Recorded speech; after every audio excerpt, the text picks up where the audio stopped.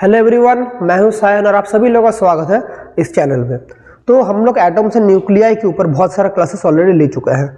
आज उसी टॉपिक में आगे बढ़ते हुए हम लोग एक नया टॉपिक शुरू करेंगे एटम्स एंड न्यूक्लियाई में, जिसका नाम है रेडियो एक्टिविटी। तो रेडियो एक्टिविटी क्या है, ये क्या चीज़ है, आज इसका इनिशियल लेक्चर होगा। हम लोग बहुत ही डिटेल्स में और पढ़ेंगे कैसे रेडियो एक्टिविटी का फिनोमेना डिस्कवर हुआ, कौन कौन साइंटिस्ट इसमें इन्वॉल्व थे और उन्होंने क्या क्या कॉन्ट्रीब्यूशन किया। हम लोग सब कुछ आज के इस क्लास में स्टडी करेंगे। तो चलिए जल्दी से कॉपी और पेन निकाल लीजिए और आज का क्लास हम लोग शुरू करते हैं। सो हम लोग आज पढ़ेंगे रेडियो एक्टिविटी, इट्स ओरिजिन। तो देखिए रेडियो एक्टिविटी ये टर्म आया कैसे, रेडियो एक्टिविटी ये टर्म आया कैसे, इसको हम सबसे पहले जानना पड़ेगा। तो रेडियो एक्टिविटी जो है एक्चुअली सबसे पहले किसने इसके बारे में स्टडी किया था बोलिए तो हेनरी बेक्वेरेल बोल के एक साइंटिस्ट थे, उन्होंने स्टडी किया था। लेकिन उसको इंस्पिरेशन कहाँ से मिला, उनको पता भी नहीं था कि रेडियो एक्टिविटी बोल के कुछ है। जितना भी एक्सपेरिमेंट हम लोग अभी पढ़ेंगे वो सब एक्सीडेंटल डिस्कवरी, मतलब कुछ और डिस्कवर करना चाहते थे, अचानक कुछ और मिल गया। तो फिजिक्स या साइंस में ऐसा ही होता है, हम लोग कभी हमें नहीं पता हम लोग क्या डिस्कवर कर देंगे। हम लोग हमेशा आगे की तरफ बढ़ते हैं और हमें अचानक से बहुत सारे डिस्कवरी मिल जाता है। तो सबसे पहले क्या हुआ, जब रॉन्टजेन बोल के एक साइंटिस्ट था, सभी को शायद नाम पता है, जब रॉन्टजेन ने एक्सरेज डिस्कवर किया, जब रॉन्टजेन ने इस एक्सरेज डिस्कवर किया तब एक फिजिक्स के फील्ड में हाहाकार मची है। तब सभी ने सोचा कि बहुत ही बड़ा कंट्रीब्यूशन है और बहुत एक फंडामेंटल और बहुत ही ग्राउंड ब्रेकिंग एक हमारा थ्योरी है कि एक्सरे कैसे डिस्कवर हुआ। तो वैसे ही इन्होंने एक्सरे किया था, एक्सरे एक एटम से फ्लोरोसेंस निकल रहा था, तो उस फ्लोरोसेंस के बारे में स्टडी, कैथोड रे ट्यूब से फ्लोरोसेंस मिल रहा था। याद कीजिए मैंने आप लोगों को पढ़ाया था एक्सरे फॉर्मेशन में कैरेक्टरिस्टिक एक्सरे और कॉन्टिन्यूअस एक्सरे। तो क्या हो रहा था, फ्लोरोसेंस निकल रहा था। तो क्या हुआ, तो हेनरी बेक्वेरेल जो साइंटिस्ट थे हमारे, हेनरी बेक्वेरेल, ये जो एक्सपेरिमेंट है एक्सरे का एक्सपेरिमेंट था, इससे इंस्पायर होके अपना सेट ऑफ एक्सपेरिमेंट स्टार्ट करना शुरू कर दिया था। Started his experiments, his set of experiments, ये उन्होंने शुरू किया था। उन्होंने क्या सोचा, उन्होंने सोचा कि एक्सरेस और फ्लोरोसेंस के बीच में एक आपस में रिलेशन है। ही थॉट क्या, he thought there is a relation between X-rays and fluorescence, fluorescence और एक्सरे के बीच में रिलेशन है, उन्होंने सोचा। तो उन्होंने क्या किया, अलग अलग जो फ्लोरोसेंट मटेरियल्स था उनमें उन्होंने एक्सपेरिमेंट करना शुरू किया। अलग अलग फ्लोरोसेंट मटेरियल्स था, उन्होंने एक्सपेरिमेंट करना शुरू किया। उनका जो एक्सपेरिमेंटल अरेंजमेंट था, उनके एक्सपेरिमेंटल अरेंजमेंट में क्या क्या था बोलिए तो, उन्होंने ये भी, उनको पता ही नहीं था वो कुछ रेडियो एक्टिव कुछ चीज डिस्कवर करेंगे। हो रहा क्या था देखिए, उनके एक्सपेरिमेंटल अरेंजमेंट में था, उनका एक्सपेरिमेंटल अरेंजमेंट में था एक हमारा एक फोटोग्राफिक प्लेट था, एक फोटोग्राफिक प्लेट था, एक फोटोग्राफिक प्लेट रैप्ड ओवर, एक फोटोग्राफिक प्लेट था जो रैप्ड ओवर किसके ऊपर था, या मतलब देखिए ऐसे एक हमारा एक कोई भी मटेरियल था, कोई भी फ्लोरोसेंट मटेरियल था, उसके ऊपर एक फोटोग्राफिक प्लेट और हमारे क्या था, ब्लैक पेपर का एक रैप था over fluorescent material, over fluorescent materials with black paper and exposed to sunlight, and exposed to sunlight, and exposed to sunlight। तो हमारे जो हेनरी बेक्वेरेल सर का जो एक्सपेरिमेंटल अरेंजमेंट था वो अलग अलग फ्लोरोसेंट मटेरियल्स को फोटोग्राफिक प्लेट और ब्लैक पेपर के थ्रू वो सनलाइट के ऊपर क्या करते थे, एक्सपोज करते थे और देखते थे कि उधर से फ्लोरोसेंस निकल रहा है कि नहीं। अलग अलग फ्लोरोसेंट मटेरियल्स था, उसको अलग अलग टाइम पे दिया था। तो बहुत सारे एक्सपेरिमेंट उन्होंने किए, बहुत सारे मटेरियल्स का उन्होंने क्या किया, बहुत सारे मटेरियल्स को उन्होंने सनलाइट में दिया और देखा कि हमारे फोटोग्राफिक प्लेट के ऊपर क्या कुछ फ्लोरोसेंट मटेरियल गिर रहा है, फ्लोरोसेंट मटेरियल्स गिर रहा है। तो क्या हो रहा था बोलिए तो, सो देखा गया कि उन्होंने इतना सारा जो मटेरियल्स उन्होंने यूज किया उसमें सिर्फ यूरेनियम का जो एक पर्टिकुलर सॉल्ट है उन्हें उसमें रिजल्ट मिला। तो उन्होंने बहुत सारे मटेरियल्स के ऊपर एक्सपेरिमेंट किया। ये वाला जो अरेंजमेंट था फोटोग्राफिक प्लेट के ऊपर अलग अलग फ्लोरेसेंट मटेरियल्स उन्होंने दिया, तो बहुत सारे मटेरियल्स था, लेकिन उन्होंने सिर्फ एक सॉल्ट के ऊपर, एक यूरेनियम का सॉल्ट के ऊपर उन्हें रिजल्ट मिला। वो सॉल्ट क्या है तो हम लोग उसके बारे में पढ़ेंगे। सो उन्होंने बहुत सारे एक्सपेरिमेंट किया, बहुत सारे मटेरियल्स के ऊपर एक्सपेरिमेंट किया, but only A salt of uranium, उसका नाम भी बहुत ही यूनिक है, पोटेशियम यूरेनिल सल्फेट, इधर ही लिख रहा हूं, पोटेशियम यूरेनिल सल्फेट। इसका फॉर्मूला भी बहुत कॉम्प्लेक्स है, KuO2SO4(2)H2O, this is the formula of potassium uranyl sulphate. सिर्फ यही जो सॉल्ट था showed positive result, positive result का मतलब क्या है, शोड क्या एक्चुअली मतलब क्या है, शोड फ्लोरोसेंस। सो हमारे इतना सारा जो सॉल्ट उन्होंने यूज किया हेनरी बेक्वेरेल में, अल्टीमेटली हमारा पोटेशियम यूरेनियम सल्फेट जो कि क्या है, एक सॉल्ट ऑफ यूरेनियम है, इधर ही उन्होंने एक पॉजिटिव रिजल्ट उन्होंने पाया। और उन्होंने क्या मिला, सनलाइट में जब ये एक्सपोज किया था तब उन्हें यहां से क्या मिला, तब उन्हें यहां से हमारा क्या मिला बोले तो एक हमारा फ्लोरोसेंस मिला, तब उन्हें यहां से हमें एक फ्लोरोसेंस मिला। तो यहां से हमारे हेनरी बेक्वेरेल सर ने सोचा तो अच्छा धीरे धीरे ये मिला, और भी हम लोग एक्सपेरिमेंट करेंगे और हमें अलग अलग मटेरियल्स के ऊपर हमें मिलेगा, ठीक है। तो अल्टीमेटली क्या आप देखा गया कि एक दिन क्या हुआ, तो वहां से सर हेनरी बेक्वेरेल सर सेटिस्फाइड थे कि हमें मिल गया कि क्या चाहिए। ओ एक मिनट, यहाँ पर K2 होता, ये वाला K2 होता, तो एक मिनट देखिए, उन्होंने जो उन लोग एक्सपेरिमेंट का उन्होंने लॉजिक लिया था, उन लोगों को मिल गया कि अलग अलग फोटोग्राफिक प्लेट्स में जब हम अलग अलग मटेरियल्स रखेंगे वहां पर फ्लोरोसेंस होगा, तो एक के लिए तो प्रूव हो गया, तो यहाँ तक कुछ प्रॉब्लम नहीं था। फिर अचानक क्या हुआ, एक दिन क्या हुआ, उन्होंने देखा कि वो सनलाइट में ये वाला अरेंजमेंट रखना भूल गए। तो क्या हुआ, वन डे एक दिन उन्होंने देखा he forgot to put it under sunlight, but the same result was obtained। यहां से तो चिंता का विषय आ गया। एक दिन क्या हुआ, उन्होंने सनलाइट के नीचे रखना ये भूल गई, ये जो पूरा अरेंजमेंट था वो सनलाइट के नीचे रखे ही नहीं, लेकिन फिर भी थोड़ी देर बाद जब फोटोग्राफिक प्लेट में उन्होंने देखा, फिर भी उधर यूरेनियम का एक वहां पर क्या आ गया था, एक लेयर आ गया था, एक यूरेनियम का उधर फ्लोरोसेंस आ गया था। तो यहां से उन्होंने देखा कि सनलाइट के बिना या सनलाइट के साथ दोनों में ही ये हमारा जो यूरेनियम का सॉल्ट है वो कुछ अमाउंट ऑफ रेडिएशन इमिट कर रहा है। और यहां से उन्होंने अपना एक्सपेरिमेंटल पूरा सेटअप पूरा एकदम नया एक मोड़ दिया, और उन्होंने देखा यूरेनियम का जो भी कंपाउंड है, ये नहीं, इसके अलावा यूरेनियम का जो भी कंपाउंड है वो सनलाइट के बिना किसी एक्सटर्नल फैक्टर, फिजिकल केमिकल, बिना किसी एक्सटर्नल फैक्टर वो क्या करता है, एमिट रेडिएशन करता है। ही ऑब्जर्व दैट, देखिए मैं जो लाइन लिख रहा हूं, बोलने से स्टोरी बोल रहे हैं, स्टोरी है, समझना पड़ेगा, पहले चैप्टर समझने से पहले आप लोग को फीलिंग लेना पड़ेगा चैप्टर है क्या। He observe that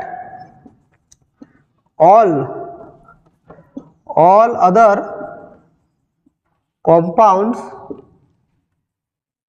of uranium emits radiation spontaneously। तो जितना भी रेडिएशन है यूरेनियम का कंपाउंड में, सभी में रेडिएशन हमारा क्या हो रहा था, स्पॉन्टेनियसली रेडिएशन निकल रहा जा रहा था। तो उन्होंने ये ऑब्जर्व किया, और इसी से उन्होंने क्या डिस्कवर किया, रेडियोएक्टिविटी फेनोमेना। हाँ, तो इसी तरह से रेडियोएक्टिविटी का फेनोमेना डिस्कवर हुआ था। बिना किसी एक्सटर्नल फैक्टर जब भी कोई एलिमेंट नेचुरली रेडिएशन इमिट करता है, उसी को बोलते हैं रेडियोएक्टिविटी। और ये जो रेडिएशन मिला था, इस रेडिएशन का नाम दिया गया बेक्वेरेल रेस, और बाद में इसी को बोला गया रेडियो एक्टिव रेस। ये जो रेडिएशन निकल रहा था, these radiations जो एक एटम से एलिमेंट से निकल रहा है, सब लोग पढ़ेंगे रेडिएशंस क्या है, सब लोग पढ़ेंगे, स्टोरी को समझिए। This radiations were called Becquerel rays, और बाद में इसी को बोला गया रेडियो रेडियो एक्टिव रेज। अभी रेडियो एक्टिव रेज क्या क्या है, 3 types of radio active rays रहता है, उन सभी चीजों को हम लोग पढ़ेंगे लेकिन थोड़ी देर बाद। सबसे पहले रेडियो एक्टिविटी का फेनोमेना किसने डिस्कवर किया था? Sir Henry Becquerel. क्या प्लान था? नहीं, प्लान नहीं था, ये एक्सीडेंटल डिस्कवरी था। ये एक एक्सीडेंटल डिस्कवरी था, हेनरी बेक्वेरेल का एक्सीडेंटल डिस्कवर किया था, और इसीलिए हेनरी बेक्वेरेल सर को बोला जाता है फादर ऑफ रेडियो एक्टिविटी। इसलिए हेनरी बेक्वेरेल सर को बोला जाता है, बेक्वेरेल सर को बोला जाता है father of radio activity.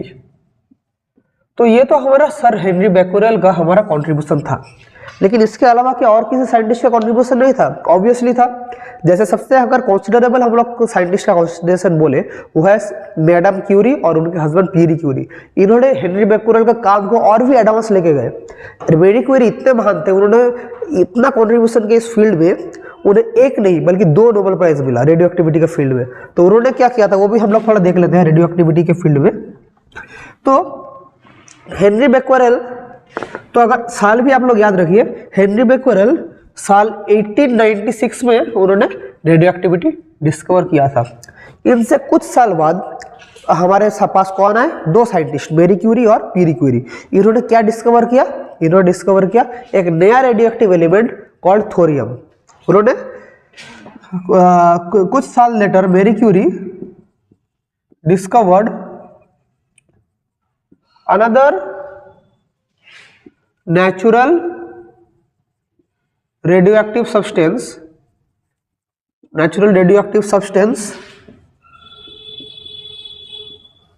Called thorium.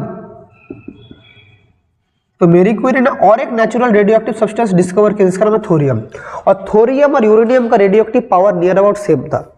ये थोरियम का जो डिस्कवरी था, ये थोरियम का डिस्कवरी हमारे लिए बहुत इंपॉर्टेंट था, क्योंकि radioactivity as a field हम लोग जो स्टडी करेंगे तो एक पर्टिकुलर एलिमेंट को छोड़ के अगर दूसरा किसी एलिमेंट में नहीं पाया जाता तो ये बहुत ही इनसिग्निफिकेंट था। लेकिन थोरियम का डिस्कवरी के बाद ये हो गया कि सिर्फ यूरेनियम नहीं, यूरेनियम के अलावा भी बहुत सारे एलिमेंट है जिसके अंदर रेडियो एक्टिविटी का फेनोमेना ऑब्जर्व किया जाता है। लेकिन यहाँ पर एक प्रॉब्लम था कि यूरेनियम और थोरियम ओवरऑल सेम टाइप का था। यूरेनियम में जैसा रेडियोएक्टिव रेडिएशन निकलता है, थोरियम में भी वैसा निकलता है। तो ये दोनों एक दूसरे का रिप्लेसेबल था। लेकिन इसके बाद कुछ साल बाद उन्होंने सबसे पहले उनका दिमाग में आया कि अगर यूरेनियम में हो रहा है, थोरियम में हो रहा है, तो हमें और भी बहुत सारे एलिमेंट है जहां पर हमें रेडियो एक्टिविटी का फेनोमेना ऑब्जर्व होगा। तो उन्होंने क्या किया, यूरेनियम का जो अलग अलग जो ओर्स था, जैसे सबसे सिग्निफिकेंट जो ओर था वो है पिच ब्लेंड। तो वो क्या हुआ, मेरी क्यूरी और पीरी क्यूरी मतलब उनके हस्बैंड क्या किया, टुक पिच ब्लेंड। पिच ब्लेंड क्या है बोले तो यूरेनियम का एक और है पिच ब्लेंड, इसका फॉर्मूला है UO2, और उसको क्या किया सक्सेसिवली उसको रिफाइन करते गया ये पिच ब्लेंड एंड क्या किया इसको and successively refined and extracted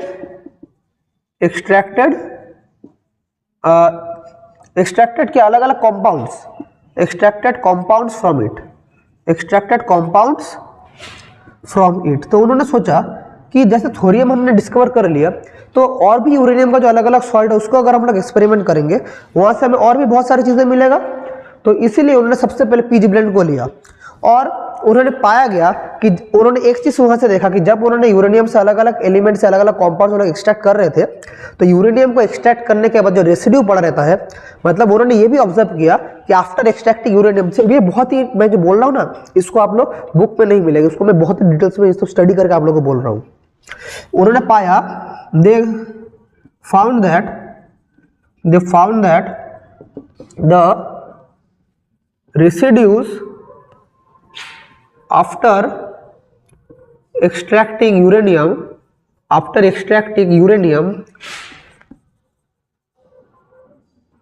were 4 times more radioactive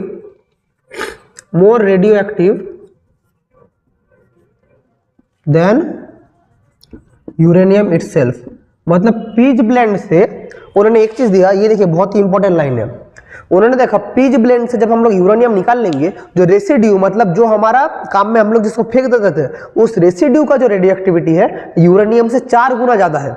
देखिए धीरे धीरे एडवांसमेंट हो रहा है टेक्नोलॉजी में। सबसे पहले बेक्वेरेल ने क्या किया, रेडियो एक्टिविटी डिस्कवर किया यूरेनियम में, फिर थोरियम आया। कुछ दिन बाद उन्होंने जब पीज ब्लेंड लिया, मेरी क्यूरी और पीरी क्यूरी ने, उन्होंने पीज ब्लेंड से यूरेनियम को जब रिफाइन किया तो देखा कि जो रेसिड्यू पड़ा रहता है उस रेसिड्यू में यूरेनियम से ज्यादा रेडियो एक्टिव है। वो जो रेसिड्यू है यूरेनियम से ज्यादा रेडियो एक्टिव है। तो अगर हम लोग इसको और भी परफेक्टली फाइन करेंगे और भी एक्सट्रैक्ट करेंगे और भी इसके ऊपर रिएक्शन करेंगे तो और भी कुछ मिलेगा। तो अल्टीमेटली यही हुआ। अल्टीमेटली क्या हुआ, 2 साल बाद उन्होंने एक और एलिमेंट यहां से डिस्कवर किया। पिच ब्लेंड को इतना रिफाइन किया, एक ऐसा एलिमेंट डिस्कवर किया जिसका रेडियो एक्टिविटी यूरेनियम से 1000 गुना ज्यादा है। हाँ, मैं फिर से रिपीट कर रहा हूं, एक ऐसा एलिमेंट डिस्कवर किया जिसका रेडियो एक्टिविटी यूरेनियम से 1000 टाइम्स ज्यादा है। आफ्टर 2 years ऑफ हार्डवर्क, 2 साल इतना हार्डवर्क किया उन्होंने, they got a new element from pitch blende having radio activity कितना times of uranium, 1000 times that of uranium. और इस एलिमेंट का नाम आप सभी लोग को पता है, उसका नाम क्या है पता है सभी लोग, उसका नाम है polonium. They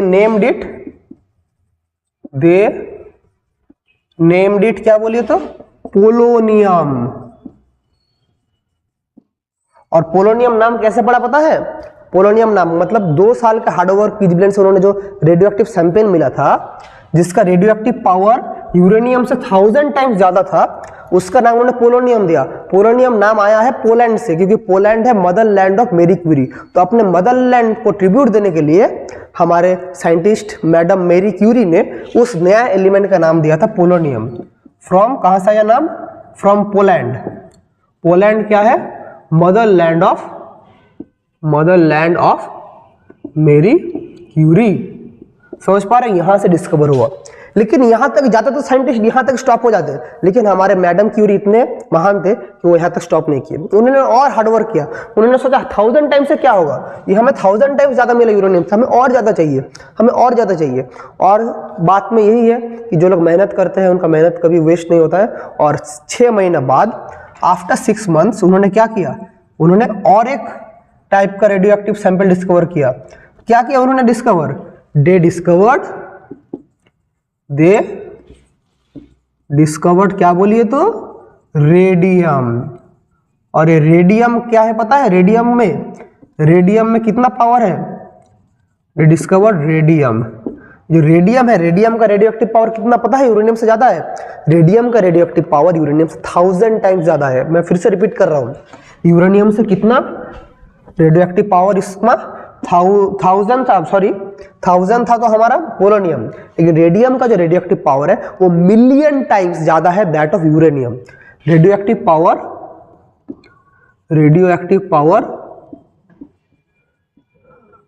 million times that of uranium. So ultimately इतना सारा कंट्रीब्यूशन किया। तो हम लोग अगर बोले, हमारे हेनरी बेक्वेरेल सर ने इसको सिर्फ स्टार्ट किया था, और हमारे मेरी क्यूरी और पीरी क्यूरी 2 इंपॉर्टेंट साइंटिस्ट थे जिन्होंने हमारे रेडियो एक्टिविटी का फिनोमेना में इतना सारे एलिमेंट्स डिस्कवर कर दिया कि हम लोग बहुत ही एडवांस चल गए। तो कौन जानता था कि अचानक एक दिन एक्सीडेंटली जो हेनरी बेक्वेरेल कुछ एक्सरे का एक्सपेरिमेंट करते करते एक एलिमेंट डिस्कवर करेंगे, यूरेनियम का हमारा जो सॉल्ट है पोटेशियम यूरेनियम सल्फेट, वहां से उन्होंने सबसे पहले रेडियो एक्टिविटी का एक थ्योरी दिया था। उसका बेसिस करके मेरी क्यूरी ने थोरियम पहले डिस्कवर किया। फिर थोरियम से उन्होंने सेटिस्फाई नहीं हुआ, उन्होंने यूरेनियम का जो ओर है पिच ब्लेंड उसको डिफाइन करके क्या डिस्कवर किया, पोलोनियम डिस्कवर किया। पोलोनियम से भी वो सेटिस्फाई नहीं हुए, और भी उनको पावरफुल एक चाहिए था रेडियो एक्टिव एलिमेंट, जिसको उन्होंने डिस्कवर किया रेडियम। और रेडियम ही ऐसा जिसका रेडियो एक्टिव पावर है million times that of A uranium. समझ पा रहे हैं ना कहां तक हमारा मतलब एक हम लोग कहां से कहां जा रहे हैं, साइंस का एडवांसमेंट समझे कहां से कहां हम लोग जा रहे हैं। तो ये था पूरा रेडियो एक्टिविटी डिस्कवर करने का लॉजिक। और इन सभी साइंटिस्ट को नोबेल प्राइज मिला, हेनरी बेक्वेरेल, मैडम क्यूरी, पीरी क्यूरी, सभी को नोबेल प्राइज मिला। और मैडम क्यूरी एक ऐसे साइंटिस्ट थे जिन्होंने सिर्फ फिजिक्स के फील्ड में नहीं, केमिस्ट्री के फील्ड में उन्हें नोबेल प्राइज मिला। उन्हें 2 नोबेल प्राइज मिला। बहुत ही कम साइंटिस्ट है जिन्हें 2 नोबेल प्राइज मिलता है। और वो सबसे पहले इंपॉर्टेंट ये चीज जानना पड़ेगा, वो एक वुमन थे। तो असली वुमेन एम्पावरमेंट का स्टोरी अगर आप लोगों को शेयर करना है, असली वुमेन एम्पावरमेंट बोलकर कुछ चीज होता है, तो आप लोग दूसरे किसी इन्फ्लुएंसर को देख के इन्फ्लुएंस मत होइए, आप लोग मैडम क्यूरी को देख के इन्फ्लुएंस हुए। वो ये भी जानते हैं उनका जो डेथ हुआ वो जब मरे भी तो वो रेडियो एक्टिविटी की वजह से, एक्सपेरिमेंट की वजह से उनका डेथ हुआ। वो एक्सपेरिमेंट इतना कि रेडियो एक्टिविटी उनका शरीर में जब घुस गया ना, ये रेडियो एक्टिविटी के लिए उनका शरीर पूरा टॉक्सिक हो गया और इसीलिए वो मारे गए। लेकिन वो हम लोग मारे गए नहीं, हम लोग बोले वो शहीद हो गए। उन्होंने साइंस के फील्ड में कंट्रीब्यूशन किया और साइंस के लिए उनका डेथ हुआ। आज तक उनका बॉडी इतना रेडियो एक्टिव है, एक आप लोग को मैं बोल रहा फैक्ट, उनका बॉडी इतना रेडियो एक्टिव है, आज तक उनका बॉडी को दफनाया नहीं गया है। उनका जो बॉडी है लेड कॉफिन, उनका और उनका हस्बैंड का बॉडी लेड कॉफिन, मोटा लेड कॉफिन के अंदर उनका बॉडी को स्टोर करके रखा गया है, ताकि वो जो रेडियो एक्टिव सैंपल उनका बॉडी से रेडियो एक्टिविटी एमिट हो रहा है, ताकि किसी और को इफेक्ट ना कर पाए। क्योंकि लेड का सैंपल के बाहर रेडियो एक्टिविटी नहीं फैल सकता है, इसलिए लेड, LED लेड, हाँ सीसा के मोटे कॉफिन के अंदर उनका बॉडी को अभी भी कॉन्जर्व कर रखा गया है। तो समझ पा रहे हैं कितने महान साइंटिस्ट रह चुके हैं अपने ज़माने में। हम लोग अभी उसके बारे में पढ़ेंगे। तो अभी हम लोग अपने टॉपिक में वापस आते हैं और अभी हम लोग देखेंगे, ये तो हम लोग समझ गए रेडियो एक्टिविटी ऑरिजिन कैसे हुआ था। तो हम लोग थोड़ी देर पहले आप लोगों को बोले कि रेडियो एक्टिव रेस हमारा निकलता है रेडियो एक्टिव सैंपल से। तो रेडियो एक्टिव रेस का जो नेचर है वो किसने बोला? वो हमारे रदरफोर्ड ने बोला था। बहुत सारे साइंटिस्ट का अलग अलग कॉन्ट्रीब्यूशन ने बोला था। तो रेडियो एक्टिव रेस एक्चुअली है क्या, हम लोग अभी उसी चीज को पढ़ेंगे। लेकिन उसके पहले हमें देखना पड़ेगा कि रेडियो एक्टिविटी सर होता क्यों है। मतलब समझ गया रेडियो एक्टिविटी हुआ, ये चीज हुआ, बेक्वेरेल सर ने बोला, मैडम क्यूरी ने बोला, सब ने बोला, लेकिन ये हमारा होता क्यों है, ये जो रेडियो एक्टिविटी एक्चुअली होता क्यों है। तो अगर मैं आप लोगों को एक ग्राफ इधर बनाऊं, अगर आप लोगों को मैं इधर एक ग्राफ बनाऊं, इधर बनाऊं नंबर ऑफ न्यूट्रॉन्स, ये वाला ग्राफ बहुत ही सिग्निफिकेंट है, समझिए। नंबर ऑफ न्यूट्रॉन्स इधर है, number of protons. Number of protons को हम लोग क्या बोलते हैं? Atomic number.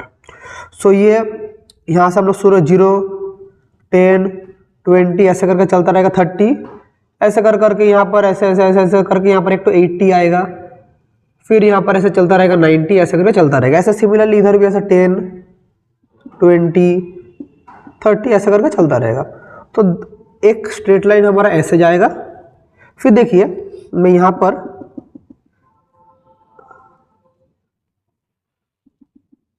एक पॉइंट करो जहाँ पर Z20 है, उसके बाद यहीं पे लाइन हमारा यहाँ पर जा रहा है और दूसरा एलिमेंट ऐसे निकाल दे रहा है। फिर यहाँ पर कुछ एलिमेंट मैं इधर दे रहा हूँ, यहाँ पर कुछ एलिमेंट मैं इधर दे रहा हूँ। तो देखिए यहाँ पर क्या हुआ, सबसे पहले यहाँ पर मैं क्या देख रहा हूँ, न्यूट्रॉन और प्रोटॉन का एक ग्राफ है।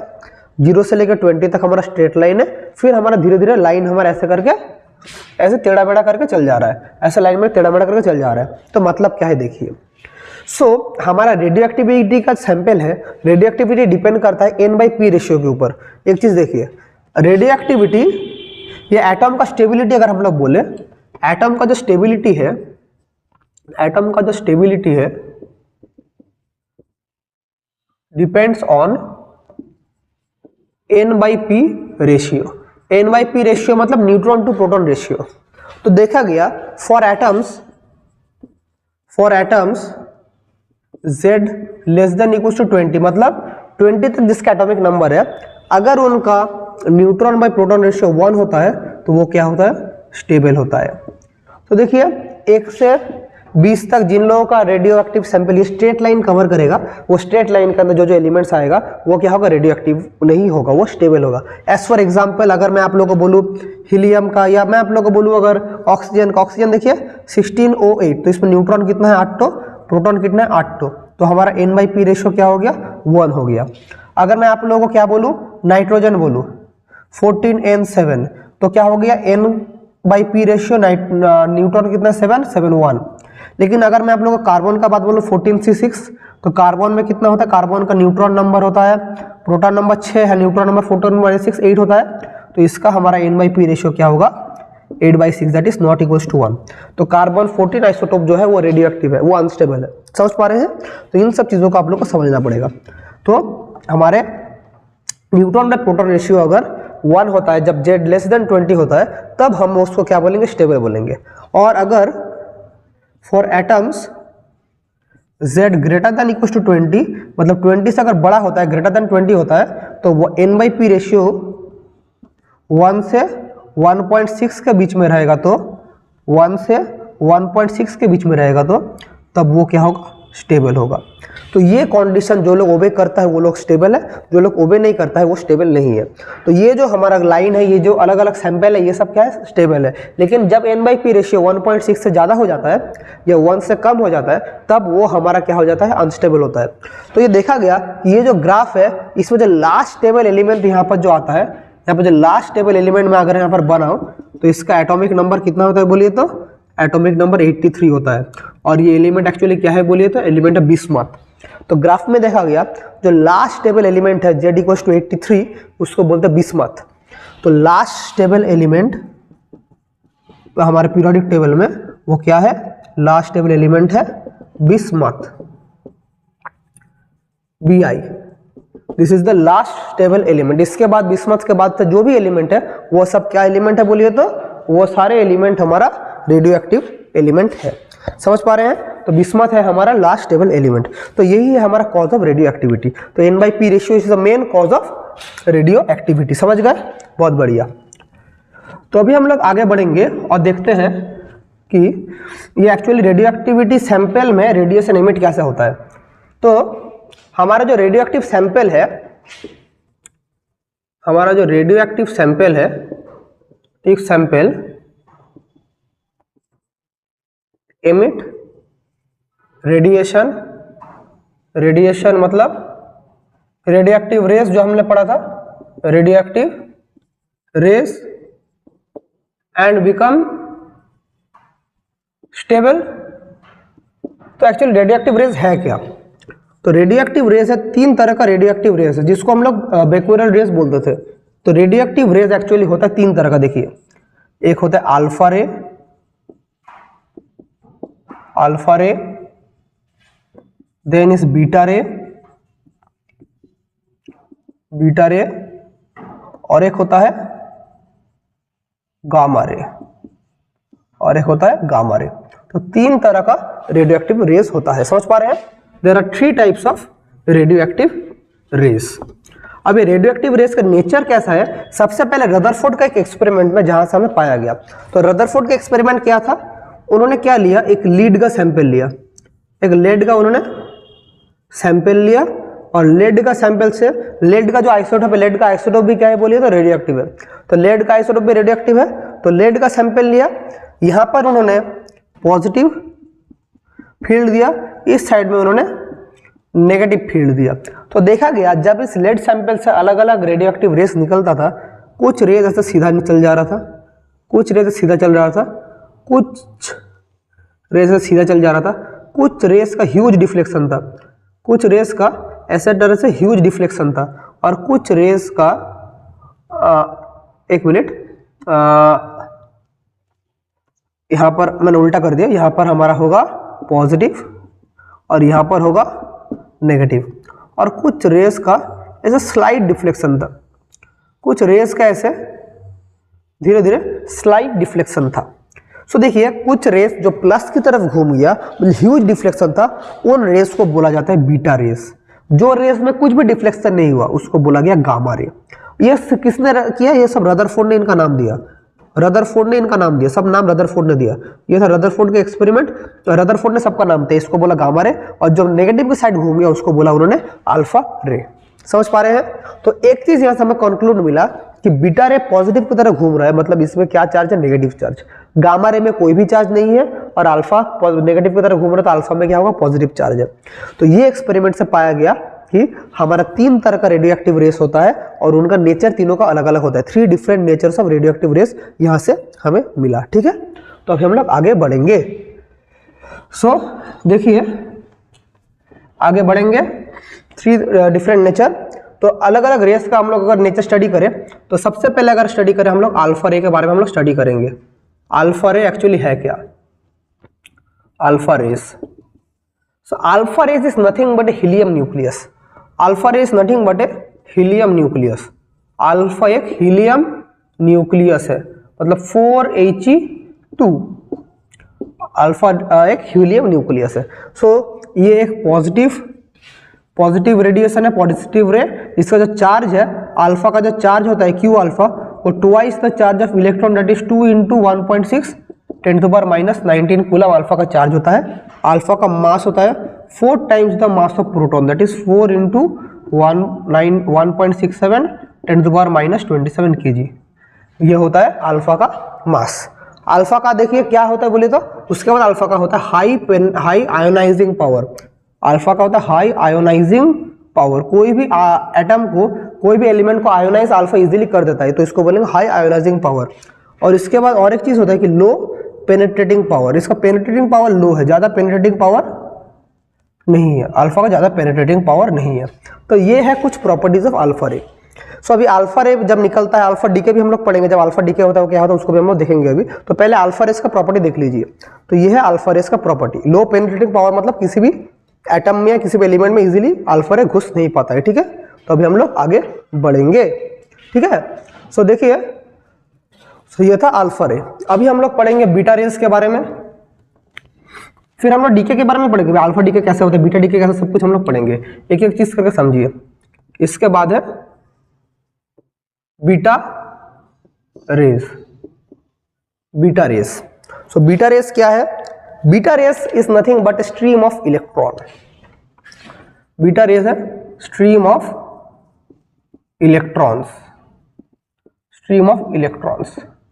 सो देखिए क्या होता है स्ट्रीम ऑफ इलेक्ट्रॉन्स, मतलब बीटा का चार्ज कितना होगा, एक इलेक्ट्रॉन का चार्ज के समान, दैट इज 1.6 10⁻19 कूलम। ये एक नेगेटिव चार्ज पार्टिकल है, नेगेटिव चार्ज रेडिएशन या रे है। और इसका जो मास होगा, मास ऑफ बीटा एक इलेक्ट्रॉन का मास का समान होगा, दैट इज 9.1 10⁻31 kg। अभी एक चीज आप लोगों को मैं बोलूंगा कि ये जो तीनों रेडियोएक्टिव रेस निकल रहा है, ये एक्चुअली न्यूक्लियस से निकल रहा है। तीनों रेडियोएक्टिविटी रेस, जो तीनों रेडियोएक्टिव रेस है, न्यूक्लियस से निकल रहा है। लेकिन एक चीज देखिए कि बीटा तो हमारा इलेक्ट्रॉन है, तो न्यूक्लियस में तो इलेक्ट्रॉन नहीं रहता है, तो सर इलेक्ट्रॉन कैसे निकल रहा है?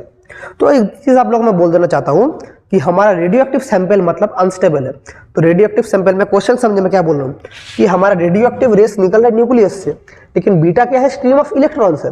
तो इलेक्ट्रॉन्स तो न्यूक्लियस में है नहीं, तो इलेक्ट्रॉन्स आया कहां से न्यूक्लियस में? तो एक्चुअली होता क्या है, हमारा रेडियोएक्टिव जो अनस्टेबल है, तो अनस्टेबल सब्सटेंस में क्या होता है, अनस्टेबल सब्सटेंस में न्यूट्रॉन हमारा प्रोटॉन में कन्वर्ट होता है, न्यूट्रॉन हमारा प्रोटॉन में कन्वर्ट होता है, और प्रोटॉन हमारा न्यूट्रॉन में कन्वर्ट होता है। तो जब न्यूट्रॉन एक प्रोटॉन में कन्वर्ट होता है, तब वहां पर देखिए, जब न्यूट्रॉन प्रोटॉन में कन्वर्ट होता है तो क्या होता है, न्यूट्रॉन का चार्ज हमारा 0 होता है, 0। प्रोटॉन का चार्ज क्या होता है, +1। तो यहां पर क्या चार्ज का डिसबैलेंस आ जाता है ना। तो इस चार्ज का डिसबैलेंस के लिए एक इलेक्ट्रॉन, इसको हम लोग ऐसे भी लिख सकते हैं, +1 -1, एक इलेक्ट्रॉन -1 यहाँ पर क्रिएट होता है। और ये जो इलेक्ट्रॉन क्रिएट हुआ, इसी को हम लोग बोलेंगे बीटा पार्टिकल। और लेकिन ये इलेक्ट्रॉन तो न्यूक्लियस के अंदर रह नहीं पाता है, इसलिए हाई स्पीड से हमारा न्यूक्लियस से बाहर निकल जाता है, और इसी तरह बीटा रेस का हमारा जन्म होता है। एक्चुअली बीटा डीके जब हम लोग पढ़ेंगे, बीटा डीके दो तरह का बीटा डीके होता है, एक पॉजिटिव बीटा डीके, एक negative beta decay, beta plus decay, beta minus decay, दोनों को हम लोग पढ़ेंगे आगे जाके। तो देखिए ये था बीटा, बेसिक प्रॉपर्टीज मैं आप लोगों को बोल रहा हूँ क्या कैसे हो रहा है। तो देखिए जब एक न्यूट्रॉन प्रोटॉन में कन्वर्ट होता है, तब उसको हम लोग बोलते हैं बीटा डीके में इलेक्ट्रॉन निकल रहा है, ठीक है। और जो हमारा एकदम भी डिफ्लेक्ट नहीं किया, वो क्या है, गामा रे। तो गामा रे क्या है सर, तो उसको भी हम लोग देख लेंगे। Number 3 gamma ray. तो गामा रे क्या है बोलिए तो, गामा रे है chargeless and massless. Gamma ray है चार्जलेस एंड मासलेस। ये एक्चुअली एक इलेक्ट्रोमैग्नेटिक रेडिएशन। आप लोग सोचिए, जब मैंने आप लोगों को इलेक्ट्रोमैग्नेटिक वेव्स पढ़ाया था, तब आप लोगों को मैंने वहां पर गामा रे पढ़ाया था। गामा रे का क्या होता है, हाईएस्ट फ्रीक्वेंसी होता है गामा रे का। तो हाईएस्ट फ्रीक्वेंसी होता है का मतलब इसका गामा रे का क्या है, highest penetration power. Gamma ray का क्या होता है, हाईएस्ट पेनिट्रेशन पावर। मतलब गामा रे किसी भी एलिमेंट के अंदर इजीली घुस जाता है, किसी भी एलिमेंट के अंदर इजीली घुस जाता है। बाद में जब आप लोगों को मैं यूजेस ऑफ रेडियो एक्टिविटी पढ़ाऊंगा तो वहाँ पर कैंसर के ट्रीटमेंट के लिए केमोथेरेपी किया जाता है, तो केमोथेरेपी में गामा रे यूज किया जाता है। समझ पा रहे हैं? ठीक है। हाईएस्ट पेनिट्रेशन पावर होता है गामा रे में। इसके अलावा इसका लो आयोनाइजिंग पावर होता है, लो आयोनाइजिंग पावर। गामा रे का आयोनाइजिंग पावर बहुत ही कम होता है, लो आयोनाइजिंग पावर। अभी एक चीज नोटिस कीजिए कि गामा रे का एक्चुअल यूज क्या है। जब मैं गामा डी का आप लोगों को पढ़ाऊंगा उधर फिर से मैं बोलूंगा कि गामा डी का कब होता है बोले तो जब एक एटम से अल्फा डीके या बीटा डीके होता है तब वो ग्राउंड स्टेट में नहीं आ पाता है, वो एक्साइटेड स्टेट में रहता है। जब वो गामा रे एमिट कर देता है फिर वो ग्राउंड स्टेट में आता है। समझ पा रहे हैं ना? ठीक है, अभी हम लोग उसको पढ़ेंगे। अभी हम लोग अल्फा डीके, बीटा डीके और गामा डी का थोड़ा पढ़ लेते हैं एक्चुअली है क्या, तो आप लोग को कॉन्सेप्ट अभी क्लियर होगा। देखिए क्या होता है अल्फा डीके, बीटा डीके और गामा डीके। तो सबसे पहले अगर मैं हेडिंग दूं number 1 alpha decay. Alpha decay actually होता क्या है सर? देखिए तो अल्फा डीके में क्या होता है, कोई भी एक पेरेंट न्यूक्लियस में AXZ अगर वहां से एक अल्फा डीके होता है तो उसका जो डॉटर न्यूक्लियाई होता है उसका एटॉमिक नंबर और मास नंबर ऐसा चेंज होता है। उसका mass number decreases by 4, atomic number decreases by 2। क्यों होता है? ऐसे नहीं होता। क्यों होता है देखिए, क्योंकि इधर से तो हीलियम न्यूक्लियस निकल रहा है ना, 4He2, यही तो अल्फा है। तो यहाँ से अगर एक निकल गया तो ऊपर तो -4 होगा, हीलियम निकल गया नीचे तो -2 होगी, इधर 2 है तो बैलेंस हो रहा है ना। ठीक है, इसके अलावा हमारे पास Q है, एनर्जी निकलता है। उस Q को बोलते हैं हम लोग Q फैक्टर। तो हमारा Q फैक्टर या जो एनर्जी रिलीज हो रहा है, एनर्जी रिलीज वो कितना तो वो हम लोग देख लेंगे। तो कोई भी एलिमेंट से जब अल्फा पार्टिकल रिलीज होता है तो ऊपर -4 होता है, नीचे -2 होता है। एज फॉर एग्जांपल अगर रेडियम 226 से अगर एक अल्फा पार्टिकल मेरा निकला तो क्या निकलेगा, radon 222 plus 4He2 plus Q, ऐसा हो। क्योंकि देखिए ऊपर -2 हो जा रहा है तो ऐसे ही हमारा फिनोमेना होगा। समझ पा रहे हैं ना? कोई भी एलिमेंट। अगर मैं यूरेनियम का बात बोलूं, यूरेनियम 292 और नीचे क्या होगा 292 और 84, तो ऊपर -4 हो जाएगा 288 और नीचे हो जाएगा 82, ऐसा हो जाएगा जो हमारा डॉटर न्यूक्लियर होगा। इसमें कुछ ऐसे चेंज होगा, ऊपर -4 नीचे -2। समझ पा रहे हैं ना? ठीक है। अभी हमारा जो एनर्जी रिलीज हुआ, एनर्जी रिलीज जिसको हम लोग Q फैक्टर बोल रहे हैं, तो Q फैक्टर क्या होगा बोलिए तो Q फैक्टर हमारा हो जाएगा कितना एनर्जी रिलीज हुआ। तो हमारा सबसे पहले इधर क्या था, x था, सो mx और मास कितना इधर डीके हुआ my प्लस ये वाला तो m अल्फा है, टोटल इंटू c² जूल, इतना एनर्जी हमारा रिलीज हुआ। तो इसी को अगर हम लोग एबीपी में करते हैं तो जैसे मास डिफेक्ट मैंने आप लोगों को पढ़ाया था तो वैसे ही हम लोग उसको MeV में भी कन्वर्ट कर सकते हैं इंटू 931.5 मेगा इलेक्ट्रॉन वोल्ट। तो एक अल्फा डीके में हमारा एनर्जी रिलीज या Q फैक्टर कैसे निकालते हैं, ऐसे हम लोग Q फैक्टर निकालते हैं। कुछ न्यूमेरिकल्स भी मैं आप लोगों के लिए लाया हूँ, कराऊंगा इसके बेसिस के ऊपर। पहले इसको नोट डाउन कर लीजिए, इसके बाद इसके ऊपर हम लोग न्यूमेरिकल्स करेंगे। ठीक है, चलिए हम लोग आगे बढ़ते हैं और इस चीज के ऊपर एक न्यूमेरिकल करके देखते हैं कैसे होता है। तो एक क्वेश्चन मैं पहले से बना के लाया हूं, इस अल्फा डीके का Q फैक्टर कैसे निकालते हैं देख लीजिए। अगर आपको मैं क्वेश्चन दूं, एक क्वेश्चन दिया है 226 रेडियम से जब हमारा 222 रेडॉन प्लस 4He2 निकलता है प्लस Q फैक्टर का जो वैल्यू है, तो यहां से हमारा Q वैल्यू क्या होगा, यह क्वेश्चन है हमारे पास। गिवन क्या है, मास ऑफ रेडियम दिया है 226.025406 U 1 U मतलब atomic mass unit. m radon का मास क्या दिया है 222.017547 U और अल्फा का वैल्यू क्या दिया है, अल्फा का वैल्यू दिया है 4.002603 U। तो यहां से मुझे निकालना है कि एक रेडॉन का Q फैक्टर क्या है। तो कैसे निकालेंगे, अभी आप लोगों को मैंने बताया Q वैल्यू का फॉर्मूला है mass of radium minus mass of radon plus mass of alpha into 931.5 mega electron volt, यही फॉर्मूला है। तो मैं सबसे पहले वैल्यू बिठाऊंगा ये क्या है 226.025406 माइनस रेडॉन का मास कितना नीचे जो दिया है 222.017547, जो डाटा दिया रहता है ना पूरा डाटा लिखना पड़ेगा, इस सब क्वेश्चन के लिए पूरा डाटा लिखना पड़ेगा, प्लस 4.002603 इंटू 931.5 MeV। मैं जल्दी करने के लिए मैं कैलकुलेटर लाया हूं, मैं कैलकुलेटर से जल्दी कर दूंगा। उसके बाद देखते हैं, देख लीजिए क्या क्या होगा। मैं इसको अगर कैलकुलेटर में बिठाऊं 222.017547 प्लस 4.002603 माइनस इसको करेंगे तो कितना होगा 0.025406। तो ये क्या आ रहा है, ये वाला वैल्यू आ रहा है 0.005256, पूरा वैल्यू लिखना पड़ेगा, इंटू 931.5 MeV। इसको जब सॉल्व करेंगे 931.5 4.895964 MeV।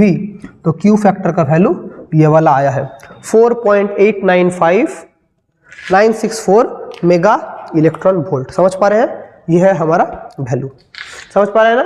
तो ये है हमारा रेडॉन का क्यू वैल्यू जब हमारा अल्फा डी का होता है। ऐसा टाइप का क्वेश्चन करना पड़ेगा। हम लोग और एक क्वेश्चन करेंगे इसके ऊपर, तो कॉन्सेप्ट पूरा क्लियर हो जाएगा। तो और एक क्वेश्चन करते हैं, चलिए यूरेनियम का क्वेश्चन है, करते हैं। अल्फा का वैल्यू तो सेम रहेगा, मेरे ऊपर का सिर्फ ये चेंज होगा, ठीक है। तो देखते हैं नेक्स्ट क्वेश्चन क्या है। नेक्स्ट क्वेश्चन बोला है 238 यूरेनियम से क्या निकल रहा है 234 thorium plus 4He2 plus Q, ये वाला क्वेश्चन है।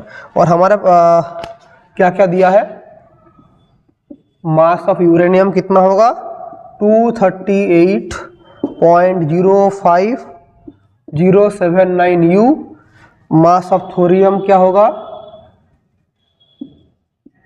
मास ऑफ थोरियम क्या होगा 234.04363 U।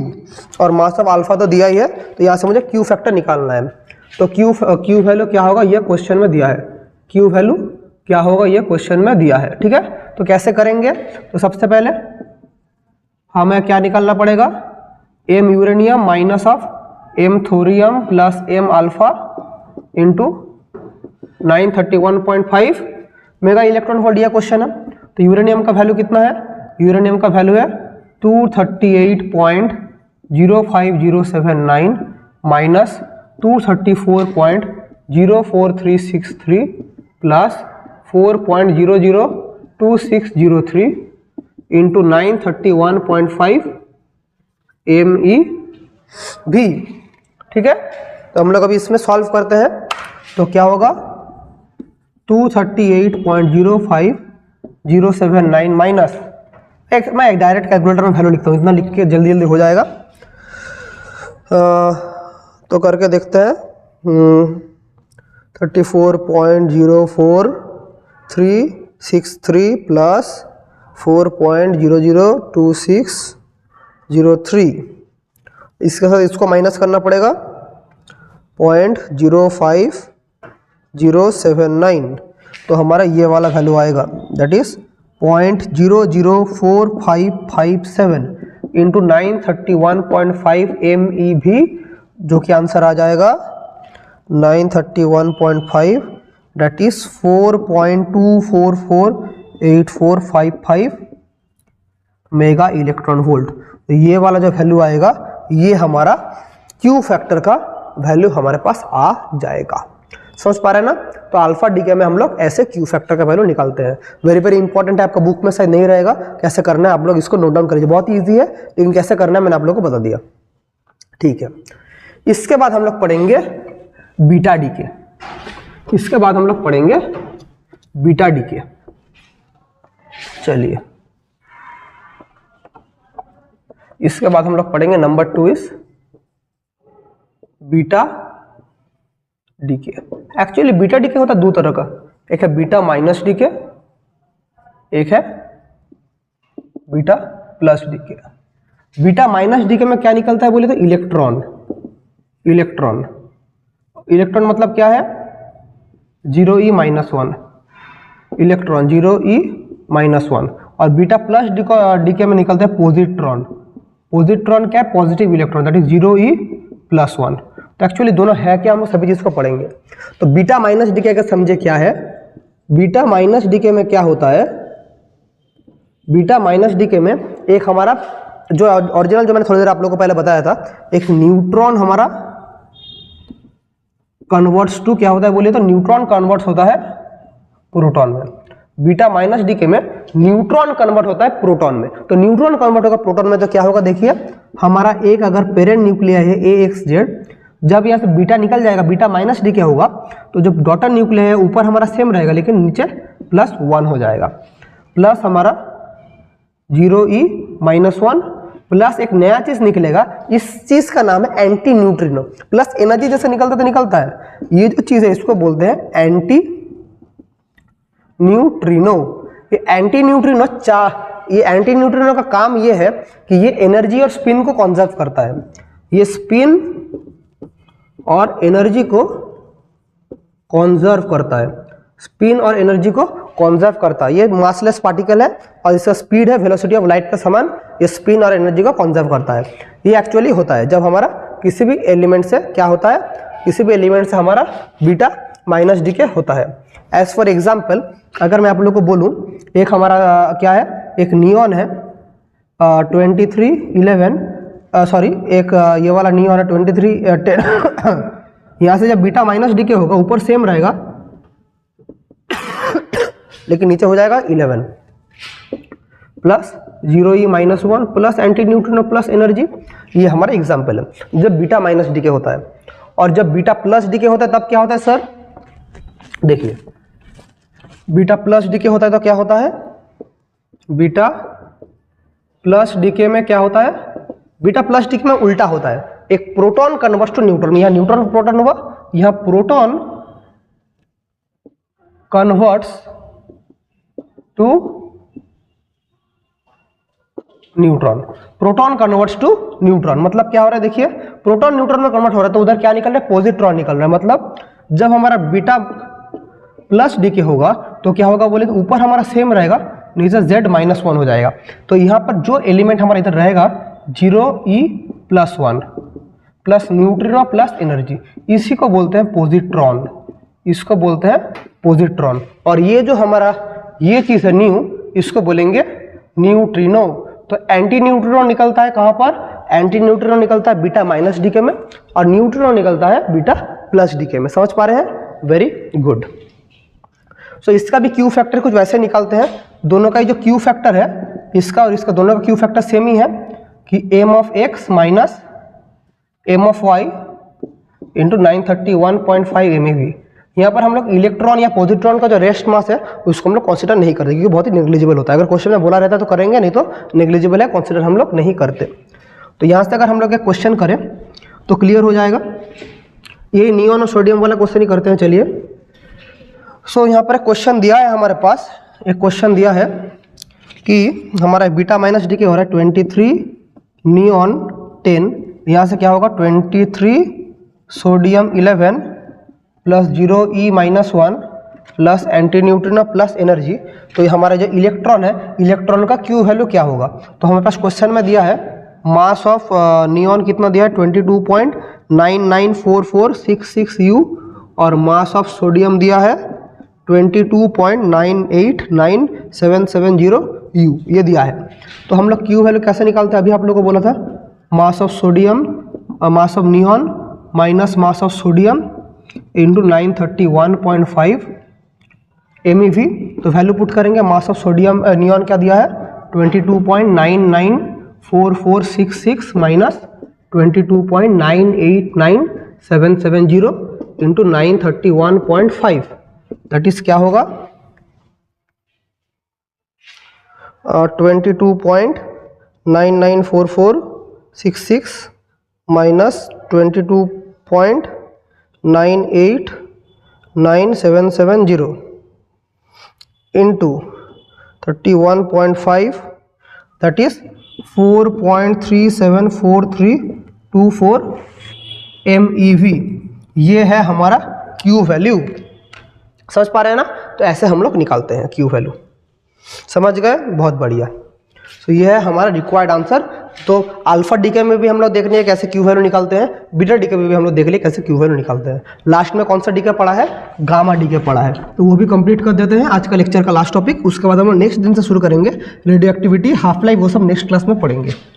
तो अभी देख लीजिए क्या चीज़ है अभी। हाँ, अभी हम लोग देखेंगे गामा डीके। तो एक्चुअली गामा डीके है क्या? जब भी कोई एलिमेंट में अल्फा डीके या बीटा डीके होगा after alpha and beta decay, after alpha and beta decay the elements do not come to ground state, do not come to ground state। मतलब किसी भी एलिमेंट में AXZ, जब भी ये हमारा A-4 Z-2 अल्फा डी के माइनस अल्फा हो रहा है तो ये ग्राउंड स्टेट में नहीं आता है। या कोई भी एलिमेंट AXZ यहाँ से कोई भी बीटा डी के हो रहा है तो यहाँ पर क्या होगा? ये ग्राउंड स्टेट में नहीं आता, ये किस में रहता है? एक्साइटेड स्टेट में आता है। तो एक्साइटेड स्टेट से ग्राउंड स्टेट में जब भी आएगा तब वहां से गामा डीके होगा, तब वहां से गामा डीके होगा, फिर वो आएगा ग्राउंड स्टेट में, तब वो आएगा ग्राउंड स्टेट में, तो वो ग्राउंड स्टेट में आएगा। तो to bring the element to ground state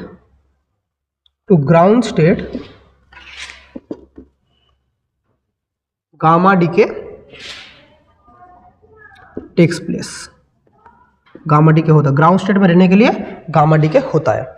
मतलब जब भी अल्फा डीके बीटा डीके होगा तो वो एक्साइटेड स्टेट में रहता है। उस एक्साइटेड स्टेट से ग्राउंड स्टेट में आने के लिए जो डीके होता है उसी को बोलते हैं गामा डीके। और ऐसे ही गामा डीके होता है। तो गामा डीके कब होता है?